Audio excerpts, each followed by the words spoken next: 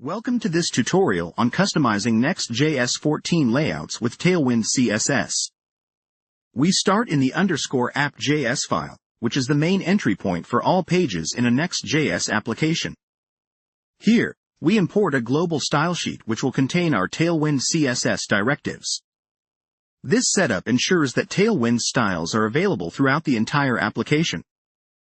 Moving on to the global style sheet, global CSS.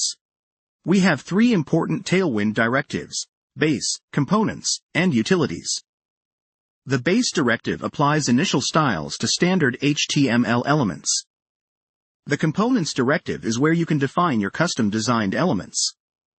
Lastly, the utilities directive applies utility classes that make Tailwind so flexible and powerful. Next, we have the tailwind.config.js file.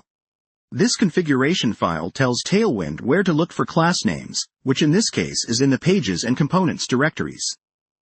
The theme section allows for customization, such as defining your color scheme, fonts, and more. The plugins array can be filled with additional Tailwind plugins for even more functionality. On to an example page component, index.js. Here we utilize Tailwind's utility classes to create a centered layout. We apply flex, justify center, and items center to center the content both horizontally and vertically. Additionally, the hScreen class makes the div fill the height of the screen, and text classes are used to style the heading. The postgis.config.js file is essential for processing Tailwind CSS with post-CSS.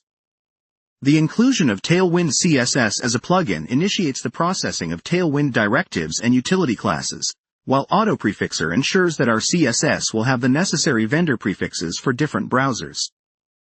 Finally, let's take a look at the package.json file. Here we see the scripts to run the NextJS server and build the project. Under dependencies, we have Next, React, and React DOM. In the dev dependencies section, we list Tailwind CSS, together with postgis and autoprefixer, which are required to compile and run Tailwind within our NextJS application.